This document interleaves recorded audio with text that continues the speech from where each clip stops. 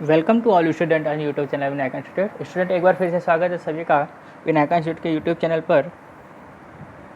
Student BHU entrance examination की इस कड़ी में आज बिजनेस इकोनॉमिक्स का एक नया टॉपिक हम लोग स्टार्ट करेंगे जिसका नाम है law of demand. Law of demand में करीब 2 लेक्चर लगेंगे और उसके बाद ये चैप्टर समाप्त हो जाएगा। लॉ ऑफ डिमांड काफ़ी इंपॉर्टेंट चैप्टर है और इससे इकोनॉमिक्स में एक क्वेश्चन या 2 क्वेश्चन ज़रूर पूछा जाता है। और इसी का एक ठो और भी दूसरा पार्ट आएगा जिसमें हम लोग इलास्टिसिटी ऑफ डिमांड की बात करेंगे।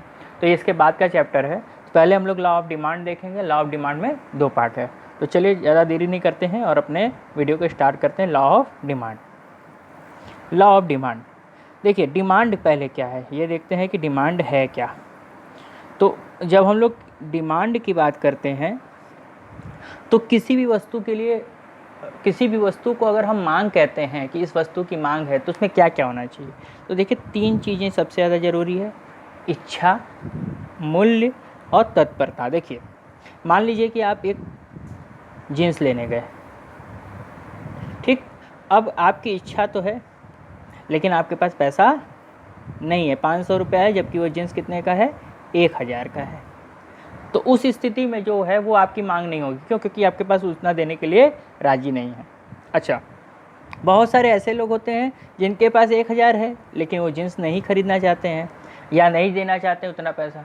तो इसका मतलब उनके अंदर क्या नहीं है, तत्परता नहीं है। तो किसी भी वस्तु की मांग तभी होगी जब उसमें 3 चीज़ें शामिल होंगी। क्या? इच्छा, मूल्य और तत्परता। ये सारी चीज़ मिलकर किसी वस्तु के प्रति क्या बनती है, मांग बनती है। यानी यदि किसी वस्तु के प्रति आपकी 3 चीज़ होगी, इच्छा होगी, मूल्य होगी और तत्परता होगी, देने के लिए आप इच्छुक होंगे। बहुत सारे लोग होते हैं देने इतना पैसा देंगे इसके लिए, नहीं, तो वो मांग नहीं हो सकती है, ठीक। कभी कभी मूल्य आपके लिए ज़्यादा हो जाता है तो भी मांग नहीं हो सकती। और उसके क्यों, इच्छा है, इच्छा भी हो सकती है लेकिन वो आपकी मांग नहीं होगी। क्यों? क्योंकि इच्छा तो बहुत कुछ हो सकती है। तो जब ये सारी चीज़ें इंक्लूड होंगी तब क्या बनेगी, मांग बनेगी, ठीक। तो चलिए अब इसी को लेकर मांग जो है, मांग पर मेनली जो आपका मांग है उस पर कितनी चीज़ों का और प्रभाव पड़ता है। देखिए कह रहा है कितने तरीके की एक मांग होती है, मूल्य मांग। देखिए मांग पर मूल्य का भी असर पड़ता है, आय का भी असर पड़ता है और आड़ी मांग, यानी आड़ी मांग का मतलब होता है 2 तरीके की वस्तु होती है। एक स्थानापन्न वस्तु होती है और एक पूरक वस्तु होती है। इसके बारे में हम लोग आगे नेक्स्ट वीडियो में इसके बारे में ज़्यादा अध्ययन करेंगे। तो देखिए वस्तु की मांग आप करेंगे कि नहीं करेंगे ये किस पे डिपेंड है, सबसे ज़्यादा किस पे डिपेंड होती है, उसके मूल्य पर। अच्छा, दूसरी चीज़, भाई मान लीजिए कि मूल्य 500 रुपये है तो वही 500 रुपये किसी के लिए ज़्यादा हो सकता है, किसी के लिए कम हो सकता है। क्यों? जिसके लिए ज़्यादा है, मान लीजिए, क्यों? क्योंकि उसकी आय कम है। भाई आप मान लीजिए कि एक सामान्य जो है मजदूरा है, उसके लिए 1000 रुपये की जीन्स लेना बहुत बड़ी बात है। क्यों? क्योंकि उसकी आय उसी के हिसाब से है। तो उसकी मांग पर किसका असर पड़ा, मूल्य का तो पड़ा ही पड़ा, आय का भी पड़ा। अच्छा, आवश्यक वस्तु और विलासिता की वस्तुओं में संबंध बताता है कौन, आय मांग। कि मनुष्य अपनी आय का सबसे ज़्यादा भाग आवश्यक वस्तुओं में खर्च करता है कि विलासिता की वस्तुओं में खर्च करता है। आप देखिए 2 तरीके के हैं जो सिद्धांत है। जितने भी सिद्धांत बनाए जाते हैं अर्थशास्त्र में वो जरूरी नहीं है कि सब पर एक तरीके के लागू हों, वो पर्टिकुलर कंडीशन होती है तब वो सिद्धांत लागू होते हैं। जैसे हम और आप एक जो सामान्य लोग हैं, मैंगो पीपल जिसको हम लोग कह रहे हैं, आम आदमी, वो क्या करता है, वो अपनी आय का मैक्सिमम पार्ट आवश्यक वस्तुओं में प्रयोग करता है, खाने में, रहने में, कपड़े में, इसमें प्रयोग करता है, लेकिन विलासिता की वस्तु में कम करता है। लेकिन अगर फिल्म स्टार देख लें, बड़े बड़े सेलिब्रिटीज़ देख लें, तो क्या वो खाने पर ज़्यादा खर्च करते हैं? नहीं, वो विलासिता की वस्तु पर खर्च करते हैं। किस पे खर्च करते हैं? विलासिता की वस्तु पर। उनमें विलासिता यानी कार, पहनावा, ये दिखावा, वो सारी चीज़ों पर ज़्यादा खर्च करेंगे, खाने पर कम खर्च करते हैं। तो किस पे डिपेंड हुआ, ये सब किस पे डिपेंड है, आय पर डिपेंड है। तो आवश्यक वस्तु और विलासिता की वस्तु के संबंध में जो आय का इंपॉर्टेंस है उसको क्या कहा जाता है, एंजल कर्व करवा जाता है। क्या कहा जाता है? एंजल कर्व या एंजल लाइन भी कहते हैं, रेखा भी कहते हैं। तो याद रखिएगा एंजल कर्व किसके किसके बीच का संबंध है। एंजल कर्व जो है आवश्यक वस्तु और विलासिता की वस्तु के संबंध को हम लोग क्या कहते हैं, एंजल कर्व कहते हैं, ठीक। तो पहला हो गया मूल्य मांग, यानी मूल्य का असर मांग पर कैसा प्रभाव पड़ा है। दूसरा है आय का, तो आय मांग क्या है। अब आड़ी लोच का मतलब हो गया, अभी हम आगे बात करेंगे कि स्थानापन्न वस्तु और पूरक वस्तु, दो तरीके की वस्तु होती है। स्थानापन्न वस्तु का मतलब क्या होता है, जो एक दूसरे का स्थान ले ले, और पूरक वस्तु का मतलब होता है जो साथ साथ मांगी जाती है। चलिए, तो आड़ी मांग। अच्छा, अब मांग कितने प्रकार की होती है ये देखिए। देखिए, सबसे पहली मांग होती है संयुक्त मांग। संयुक्त मांग का मतलब कंबाइंड डिमांड, यानी ऐसी वस्तु जिसकी मांग साथ साथ होती है, यानी एक के बाद एक के बिना दूसरा क्या है, अधूरा है। एक के बिना दूसरा अधूरा है। जैसे भाई पेट्रोल पिएंगे तो नहीं, कार होगी तो पेट्रोल होगा। अब यहाँ पर लोग कहेंगे सर बाइक भी हो सकती है, तो ठीक है भैया, बाइक या पेट्रोल लिख लीजिए। बाइक के बिना पेट्रोल अधूरा है, पेट्रोल के बिना बाइक अधूरा है। अच्छा, ब्रेड और बटर। अब यहाँ पर बोलिए जेम लगा कर खा लेंगे, तो देखिए फिर हम बोल रहे हैं कि जब हम लोग नाम लेते हैं ब्रेड बटर, एक साथ नाम लेते हैं, ठीक। टॉर्च और सेल, ऐसा नहीं कि टॉर्च की मांग अलग होगी और सेल की मांग अलग होगी, ऐसा नहीं है। तो टॉर्च की मांग होगी तो सेल की मांग होगी, और सेल की मांग बढ़ेगी तो क्यों बढ़ेगी, क्योंकि टॉर्च की मांग। अब आप कह सकते हैं सेल का यूज़ बहुत जगह हो सकता है, लेकिन भाई यहाँ एग्जाम्पल बात कर रहे हैं कि टॉर्च और सेल। जब हम लोग किसी दो वस्तु को एक साथ मांगते हैं तो उसे हम लोग क्या कहते हैं, संयुक्त मांग कहते हैं। अगला है व्युत्पन्न मांग। व्युत्पन्न मांग कौन सी मांग होती है, व्युत्पन्न मांग वो मांग है जो एक निर्भर है, जो किसी दूसरे पर निर्भर है, उसकी अपनी स्वतः कोई मांग नहीं होती। जैसे ईटा, बालू, सीमेंट, छड़, मजूरा। ईंटे की मांग आप क्यों करेंगे भाई, अगर आपको घर बनाने की आवश्यकता होगी, घर बनाने की मांग होगी तभी करेंगे। बालू की मांग क्यों करेंगे, तो बालू की अपनी कोई मांग नहीं है। बालू की मांग तब होगी जब क्या घर बनाना होगा या कोई चीज़ का निर्माण करना होगा तब। छड़ की मांग क्यों होगी, क्योंकि जब छड़ की ज़रूरत क्यों होगी भाई, छड़ तो ऐसे लेकर टहलेंगे नहीं, घर बनवाएंगे या कोई चीज़ें बनवाएंगे तो उसकी मांग पर, घर बनाने की पर डिपेंड है कि ईंट बालू की सीमेंट की मांग होगी या नहीं होगी।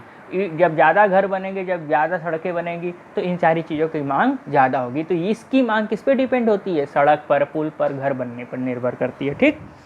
उसकी अपनी स्वतः कोई मांग नहीं है। अच्छा, सामूहिक मांग। सामूहिक मांग क्या होती है, वह मांग जो कई जगह प्रयोग की जाती है। जैसे बिजली, फ्यूल। बिजली का प्रयोग कई खाना बनाने में भी किया जाता है, फैक्ट्री में भी किया जा सकता है, ठीक है। आप नॉर्मल घर में भी फैक्ट्री में भी किया जा सकता है। हम लोग नॉर्मल क्या करते हैं, घर नॉर्मली यूज़ में भी इसको लाते हैं, ठीक है। तो ये जो मांग है वो क्या है, सामूहिक मांग है। सामूहिक मांग का मतलब क्या है, जिस मांग का प्रयोग, यानी जिस वस्तु का प्रयोग कई चीज़ों में होता है। किस में होता है, कई चीज़ों में। अब बिजली का प्रयोग कहाँ कहाँ हो सकता है भाई, घर में होता है, फैक्ट्री में होता है, ठीक। कहाँ नहीं होता, सब जगह होता है। उसी तरह से ईंधन का प्रयोग भी सब जगह होता है, ठीक। तो ये कौन सी मांग है, सामूहिक मांग है। सामूहिक मांग यानी जिसका प्रयोग कई जगह हो। तो ये थी आपकी मांग के प्रकार, मूल्य मांग। अब अगला जो नियम है, जो मेन आपको इसमें पढ़ना है, वो है मांग का नियम। देखिए, मांग का नियम क्या कहता है, कहता है कि मांग का नियम का प्रतिपादन किसने किया, याद रखिएगा, मार्शल। ये भी क्वेश्चन पूछ सकता है। अच्छा, मांग का नियम कैसा कथन है, गुणात्मक तत्व है। ये क्या बताता है आपको, देखिए अभी इसको बताएंगे तो आपको समझ में आ जाएगा। मांग का नियम ये बताता है कि जब किसी वस्तु का मूल्य घटता है, सीधी सी बात है, मूल्य घटेगा तो वस्तु की मांग बढ़ जाएगी, तो उसकी मांग बढ़ जाती है। और जब मूल्य बढ़ जाएगा, यानी वस्तुओं के मूल्य दाम बढ़ जाएंगे, तो हम मांग क्या करेंगे, कम कर देंगे, ठीक। मांग का नियम बताता है जब किसी वस्तु का मूल्य घट जाता है तो उसकी मांग बढ़ जाती है, और जब मूल्य बढ़ जाता है तो उसकी मांग घट जाती है। तो केवल ये बता रहा है कि मूल्य बढ़ रहा है, मांग घट रही है, मांग घट रही है, मूल्य बढ़ रहा है। इसलिए ये कैसा कथन है, क्वालिटेटिव कथन है, क्वांटिटेटिव नहीं है, यानी संख्यात्मक नहीं है। अभी जब हम लोग इलास्टिसिटी ऑफ डिमांड की बात करेंगे तो वहाँ पर बात करेंगे। देखिए, किसी वस्तु के मूल्य में होने वाली वृद्धि से मांग पर असर पड़ रहा है, ये केवल बता रहा है कौन, लॉ ऑफ डिमांड। अब कितना बढ़ रहा है, कितने बढ़ने से कितना बढ़ा है, ये कौन बताएगा, वो इलास्टिसिटी ऑफ डिमांड बताएगा। इसके बारे में हम लोग अगले वीडियो में बात करेंगे, ये नेक्स्ट चैप्टर है हमारा, इलास्टिसिटी ऑफ डिमांड। तो यहाँ आप याद रखिएगा, जो मांग का नियम है वो क्या है, क्वालिटेटिव अप्रोच है, गुणात्मक तत्व या गुणात्मक अवधारणा है। कैसी अवधारणा है, गुणात्मक अवधारणा, अप्रोच है, क्वालिटेटिव, क्वालिटी की बात करता है, यानी बढ़ेगा, इस ऐसा होने से वैसा होगा, वैसा होने से ऐसा होगा, तो कितना होगा ये थोड़ी ना बता रहा है। अगर ये बता सकता तो वो कौन सा अप्रोच हो जाता, क्वांटिटेटिव, संख्यात्मक हो जाता, ठीक। जैसे हम कहें कि पढ़ने से जो है अच्छा रिजल्ट आएगा, पढ़ने से अच्छा रिजल्ट आएगा, ये कौन सा कथन होता है, ये क्वालिटेटिव है। कितना पढ़ने से कितना अच्छा रिजल्ट आएगा, ये अगर हम बता सकें तो ये क्या है, संख्यात्मक, क्वांटिटेटिव हो जाएगा, ठीक। आगे है मांग का नियम, चलिए देखिए इसको भी समझा दें। मांग और उपभोग कौन करता है? हम लोग करते हैं, उपभोग वस्तुओं का। और मूल्य, तो सोचिए मूल्य कम हो गया, एक दो है, मूल्य क्या हो गया? कम हो गया। ठीक, तो एक नंबर में देखिए मांग क्या हो गई? बढ़ गई। लेकिन इसके विपरीत अगर मूल्य बढ़ गया तो मांग क्या हो गई? घट गई। तो इसका मतलब आपसे अगर पूछें मांग या मूल्य में किस प्रकार का संबंध है, मांग और मूल्य में किस प्रकार का संबंध होता है? विपरीत संबंध होता है। एक घटेगा तो दूसरा बढ़ जाएगा, या एक बढ़ेगा तो दूसरा घट जाएगा। ठीक, अच्छा, मांग और आय में कैसा संबंध होता है ये देखिए। ऐसा सोचिए कि जब आपकी आय बढ़ेगी तो आप मांग ज़्यादा करेंगे कि कम करेंगे? सीधी सी बात है, ज़्यादा करेंगे। तो आय बढ़ेगी तो मांग भी ज़्यादा होगी, और आय कम होगी तो मांग कम होगी। तो आय देखिए बढ़ रही है, ठीक है, आय क्या हो रही है? बढ़ रही है, तो मांग भी क्या हो रही है? बढ़ रही है। आय क्या हो रही है? घट रही है, तो मांग भी क्या हो जा रही है? घट जा रही है। ठीक, तो इसके बीच में किस प्रकार का संबंध हो गया? सीधा संबंध हो गया। तो ये क्वेश्चन आपके एग्जाम में आया हुआ है कि भाई मांग और आय में कैसा संबंध होता है? सीधा संबंध होता है। एक बढ़ेगा तो दूसरा भी बढ़ेगा, एक घटेगा तो दूसरा भी घटेगा। अच्छा, इसके बीच में कैसा संबंध होता है? मांग और मूल्य में तो विपरीत संबंध होता है। एक घटेगा तो दूसरा बढ़ेगा, और एक दूसरा बढ़ेगा तो पहला क्या हो जाएगा? घट जाएगा। ठीक है, ये तो संबंध था। अब मांग का नियम क्यों लागू होता है? क्या कारण है कि मांग का नियम लागू होता है? तो देखिए कहते हैं, ये भी क्वेश्चन पूछा कि मांग का जो वक्र है वो बाएं से दाएं नीचे की ओर झुकता है, कुछ इस तरीके का होता है। मांग का वक्र जो है, आप डिमिनिशिंग यूटिलिटी पढ़े थे, जहाँ सीमांत उपयोगिता ह्रास नियम पढ़े थे, तो कुछ उसी तरीके का है कि मांग अगर मान लीजिए इतनी है तो वस्तु का मूल्य कम है। मान लीजिए इतनी मांग है, ठीक ठीक, मूल्य इतना है तो मांग इतनी है, कम है। सॉरी, ऐसे देखिए, एक बार आपको और बता देते हैं ऐसे, ठीक है। जैसे देखिए मूल्य मान लीजिए ये है, ये मूल्य है, और इधर मांग है, तो मान लीजिए इतना है, तो सीधी सी बात है मूल्य को अगर हम इतना कर दें तो मांग बढ़ जाएगी, मूल्य को और कम कर दें तो मांग और बढ़ जाएगी।